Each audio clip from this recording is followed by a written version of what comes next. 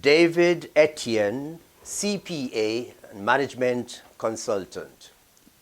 Your host, Crossroads, Navigating Business Challenges.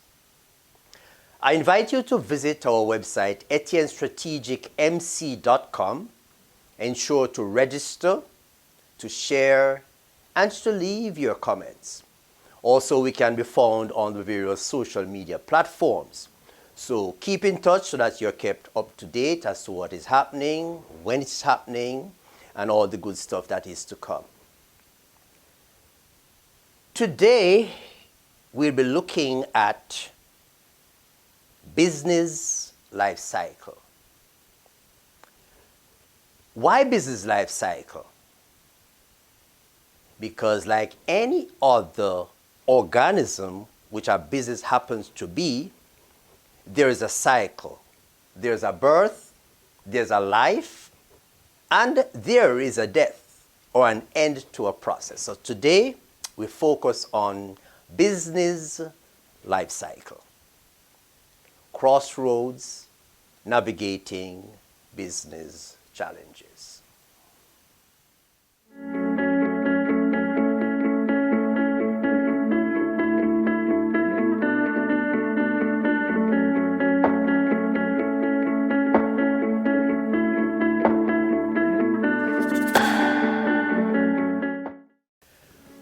Welcome all. So today is our first official podcast. Today, after that grand introduction, we are ready to roll. Business life cycle. So what are we going to be talking about? The creation of a business, like anything else, has a beginning. It has a process, and it comes to a point where we may have to contemplate ending such a process. So today we'll be looking at that cycle. Particular attention will be paid to the various phases and stages. But the emphasis is going to be on the challenges, the opportunities that arise at the several different phases and stages. So you're a business owner, you're a business operator.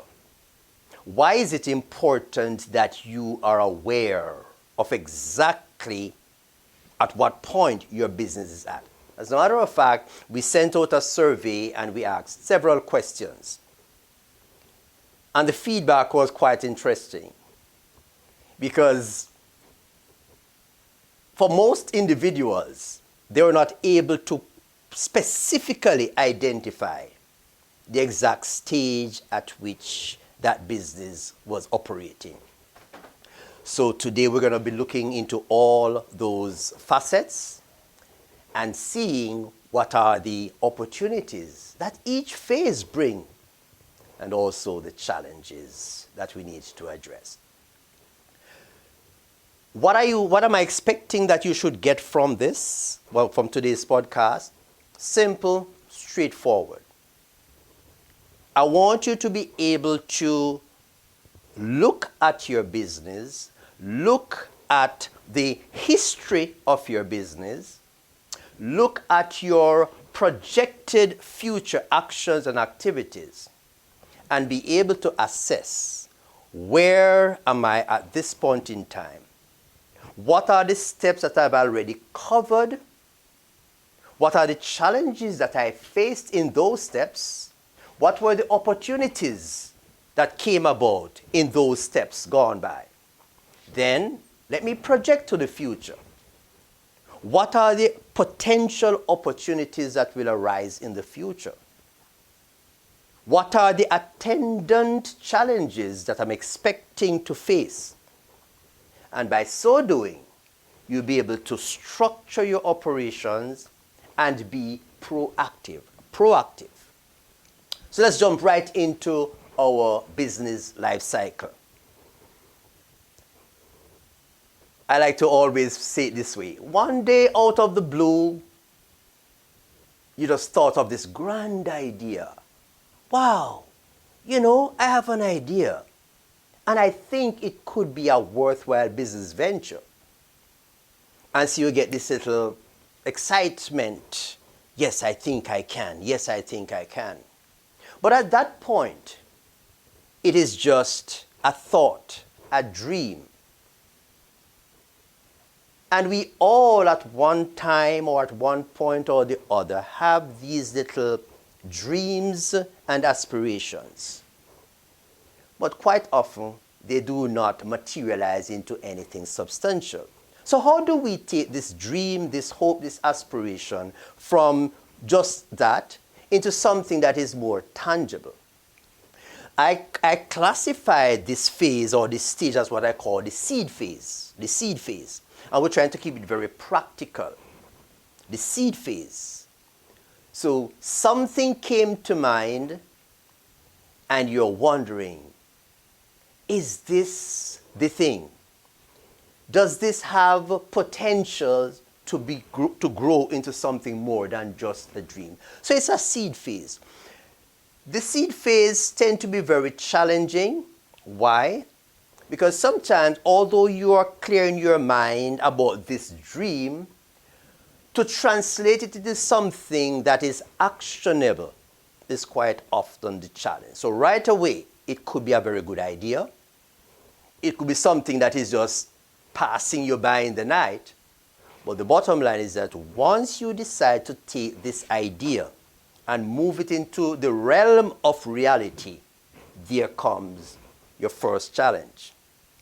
How do I convert? How do I translate? So that's a phase one. That's a baby phase. That's a baby phase. Once you have structured yourself and you have done some amount of homework, some amount of due diligence, and you recognize that, yes, there's a potential. There are potentials here. Then you talk about moving to your startup phase. Startup phase. Now, startup phase of any business can be very, very, very challenging. The startup phase, for many reasons. Many reasons. It may be because of the lack of capital.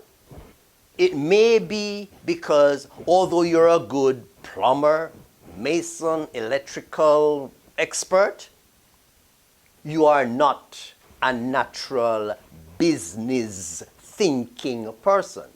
You may be a technical person, very good with the trade in which you specialize. But it does not necessarily translate into being a businessman, I like to say, to put it. So that startup phase is very tricky. And that is usually the point where individuals are advised to seek counsel. Speak to the experts. Or if you have your peers, your family members, your friends who are in business and possibly in the same type of business that you're contemplating, it's worthwhile to have a discussion to ascertain. When you were starting your business, what were the challenges? What came up that you did not expect? How did you handle it? How did you manage it? Okay, so all of that is what we refer to as a startup phase. Startup phase. Statistics has shown that that startup phase, if not handled properly, if not handled with business intelligence, is where most of the dreams that attempt to move into something tangible will fail. So if you notice, we look at the birth of an idea, the birth of a dream, the birth of a thought. We decide, okay, let's attach a bit of reality to it. And so we're moving then into our startup phase. Grand opportunities may be there. But let's back up a bit. Why would I want to start a business? Is it that I have identified an opportunity that I can capitalize on? Is it that I just feel that, okay, I just want to be a businessman? Is it that I'm just tired of working for corporate. There are so many reasons behind a decision to get into your own business. And as I like to say,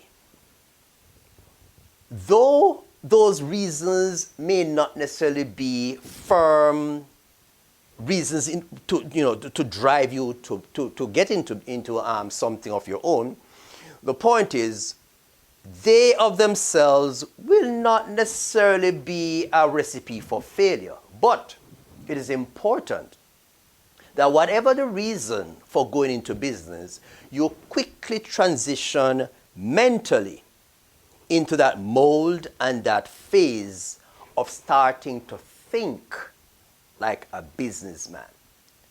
So, germination of the idea is there. And then we decide, let's go with it. And so we look at our startup phase.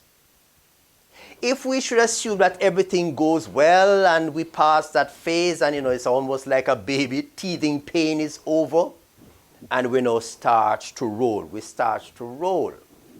And so we're now capitalizing on the opportunities that we identified. And so we're looking to grow this business. You have heard from time to time of the term scaling your business. We're not there as yet. This growth that I'm talking about is just you trying to get your operation to a level where it is and the term that is used here is it is a going concern. It's a going concern, meaning that it has the ability and the capacity to satisfy a demand. And in satisfying this demand, it is generating revenue. And by generating revenue, it is able to take care of its overheads, of its expenses, and hopefully also give you, the business owner, some benefits, some return. Okay? So that's what we're talking about, the growth phase. We're going through the growth phase. Growth phase. Now, the growth phase itself, again, carries its own challenges. But the growth phase also have immense opportunities. What are some of the challenges of the growth phase? Top of the line, especially for individual entrepreneurs, small business, that growth phase is usually funding. Access to capital.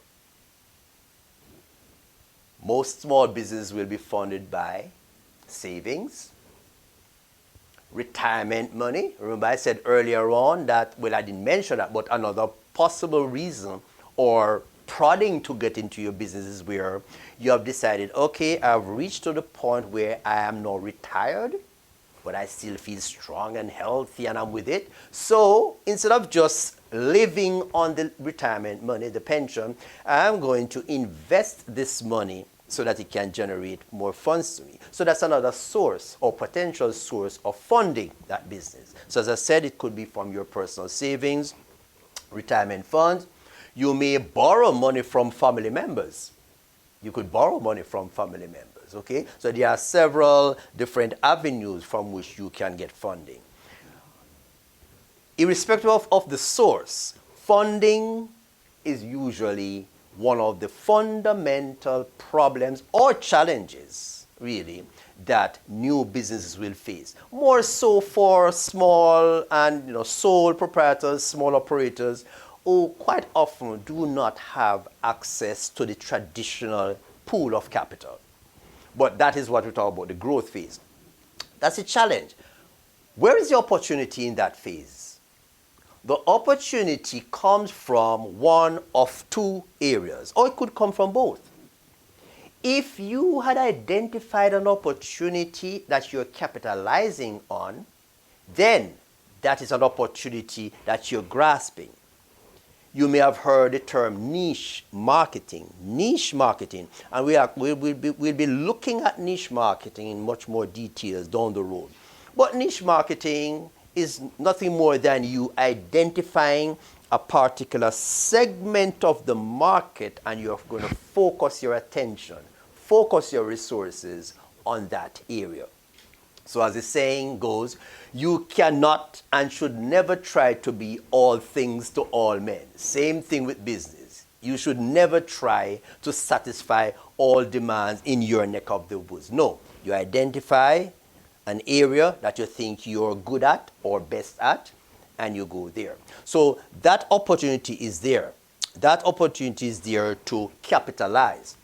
On the other hand, if you're a genius, you may decide, I am going to provide a novel service, a novel product. And I'm going to provide it in such a way, and I'm going to market it in such a way that the public will be convinced that this service or this product is a must-have. Now, admittedly, that is going to be a much more challenging approach. Because remember, if there's a demand out there and you step in to fulfill it, then your market is ready. Your market is available. However, if you think you're going to create product or service and can convince people to jump in, then that's a wonderful opportunity that comes. So we look at the challenge, we look at the opportunities at each stage and each phase. Okay, so you're successful. Things are happening. And so you can see the growth. And the growth is reflected by how your clientele base is expanding, how your revenue inflows is just increasing, you're managing your cost, everything is just working right. Let's go and look at some of the potential pitfalls. The potential pitfalls. And if I was to look back at the startup phase, one of the potential pitfalls, and remember I said earlier on that you may be a very good electrician, mason, etc., which does not automatically transform or transfer into a good businessman. So at the startup phase, there's a challenge of what I call matching the business opportunity that you identify with your natural ability or with your capacity to satisfy. So it's one thing to identify the opportunity, but the question is, am I equipped? Am I empowered enough? Am I knowledgeable enough to really take on this challenge? That's one thing very good. In the growth phase that we just mentioned, it also has a challenge. Now, with the growth phase, you're going to realize that every business has what is known as scarce resources. Scarce resources. It's a natural economic problem. That is really an economic problem. Scarce resources in the face of the demands, the needs. And so the way that it is characterized is limited supply trying to satisfy unlimited demand, so to speak. So you as a new business person, you have resources, but they are limited. So in that growth phase, you have to decide what is the best, what is the most efficient, what is the most economic way for me to apply these limited resources to achieve maximum growth. That in itself can be a great challenge because remember, you are limited and so you want to know what is the best use of my limited resources. That's the growth phase. Good, let's move along. And so things are going well. You turn out to be a better businessman than you even thought yourself. And so you reach to that point where after a year or 2 or 3, you consider that your business is now established. Now, what does it mean that by saying that your business is established? There's no single or firm description of that. It is an evaluation, it's an assessment of where you are in your field, in your industry, vis-a-vis your competitors, vis-a-vis what is happening in that industry overall. But you have reached the point where you consider yourself an established business. So you're established. What is likely to happen, and this one is very subtle, but it's a dangerous one. Small operators especially, when they reach that stage and place where they consider that business is now established, complacency steps in. So you hear people talk about, okay, he used to come to the office 5 days a week, spend 8 hours in the office. Now he only drops in 2 days per week. He's the boss, 2 days per week. And when he comes, he just asks the staff, is everything okay? Is there any problem today? No, and then he's off. Not saying anything is wrong with that. But if that comes at the cost of attending to your business less faithfully than you used to in the beginning, then that's a potential pitfall. And it is so subtle that you're not aware that there's some fallout until 6 months, 7 months, 8 months later, when a problem arises, you realize that, okay, man, I have been so complacent. I have not been on the ball. And that is one of the great challenges that you could face when you come to that stage where you say, okay, I'm established, and so you almost think that the business is now on autopilot. That's another stage, that's another phase. And so, again, you weather this phase, you pass through it unscathed, and you're good to go. You're an established business, and you are having the best of what the business has to offer. But there comes a point now, which I mentioned earlier on, where you're contemplating, maybe it's time that we should consider expansion. Maybe it's time that we should think of scaling, and you have heard that. For those of you who like to watch Shark Tank and, etc., you hear about scaling your business. So we want to take it to the next level. We want to grow the business to the next level. So yes, it is established, it's doing well, but we may say, we have been servicing these 2 counties or the city of A, B, and C. Maybe we should think about expanding to maybe a few other cities. Scaling, okay? Expanding. So there's the expansion phase. Once you think of expansion, you're thinking of entering a new market. Why am I saying a new market?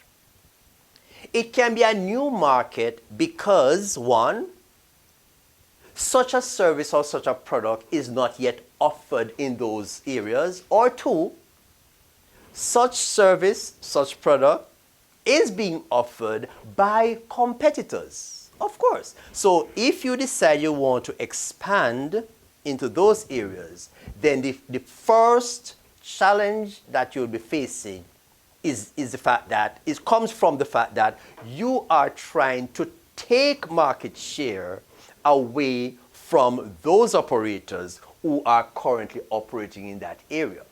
That in itself is a major challenge. That is a major challenge. Okay? If you go into a market and it's there and the demand is there and everything is fine, okay. But when you enter and trying to capture portions of a market that is now being serviced by another, there is that challenge. There's always that challenge, and that comes in the expansion phase. A big pitfall here is where businesses scale up without undertaking proper market research. Proper market research. If you're thinking of expanding, of growing out, you need to do your due diligence to understand what is happening, where the market is going. Because a quick illustration, if for whatever is happening in the economy, there's a sudden demand for product Y, that's an opportunity. But if that demand is just for the next 6 months, would you want to increase your capacity, buying more machinery, more equipment at high cost just to satisfy a 6-month increase in demand? So in months 7, 8, 9, and 10, what will happen? Nothing. So you need to do the proper research and be aware of what is happening in your industry and sometime in the broader in the broader economy. But let us say again, things are okay and you move, you make your move, and expansion is there, and so your company has grown from a $15 million company to a $45 million company. And so you have expanded and things are looking good. Like anything else in life, expansion and growth and improvement cannot go on forever or cannot go on into perpetuity. There'll come a time when you plateau. Simple.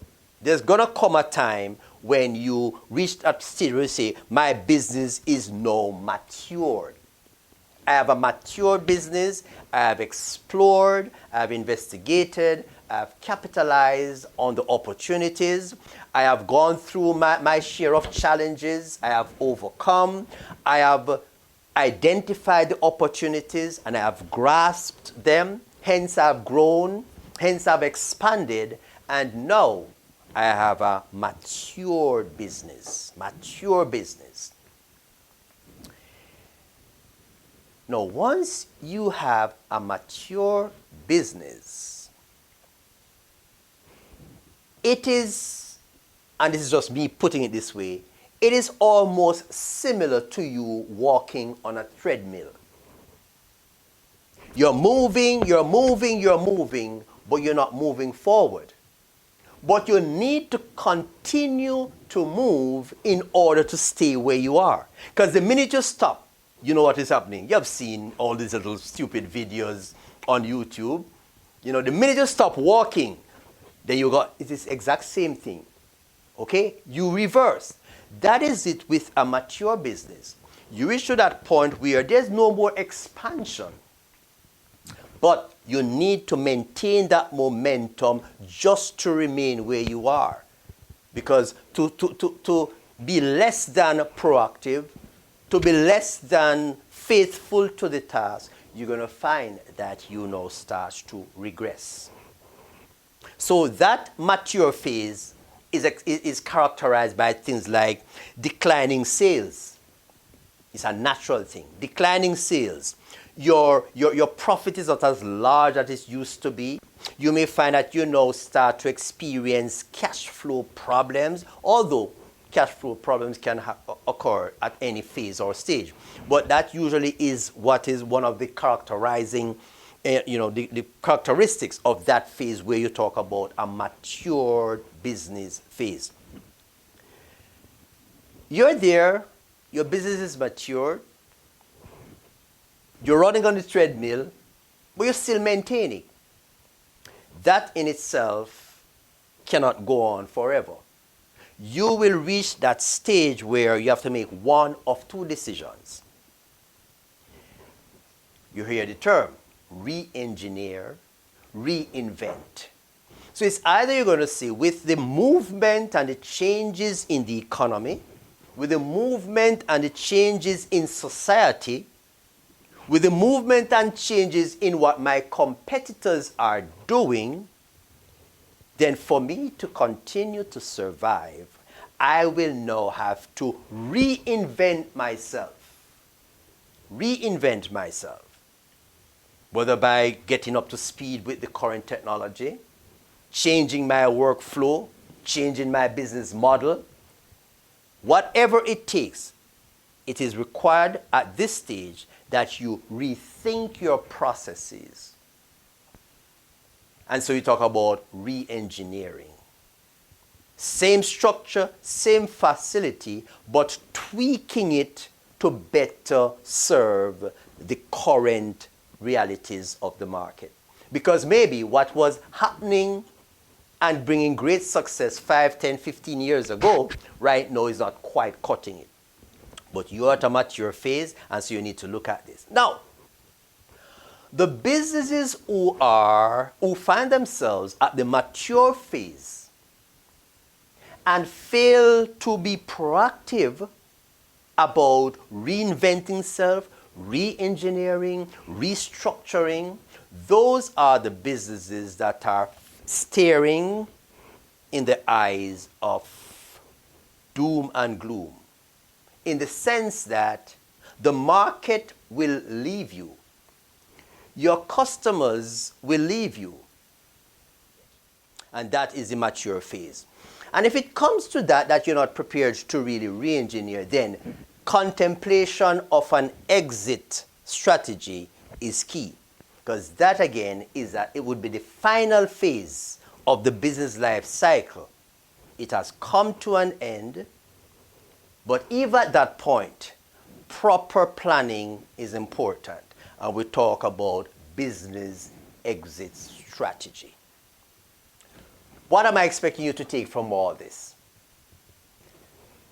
Look at your operations, be able to identify the exact point at which you're operating, and therefore look at all the challenges, the opportunities, and be proactive. Be proactive. So today we looked at the business life cycle in a very condensed manner. In the weeks to come, we're going to break this all apart. And we're going to be addressing different components. We'll be looking at it from different perspectives. I will have different industry experts coming to really expand on these principles, these concepts, so that we can be more informed and be more empowered. So that's about it for our first podcast. And I would invite you to remember now, just go on, register, share, leave your comments, and let us know exactly how you're finding the podcast. Give us your feedback so we can keep on doing good stuff and informing you and ensuring that you as a business person, you are empowered. This is David Etienne, Crossroads, Navigating Business Challenges.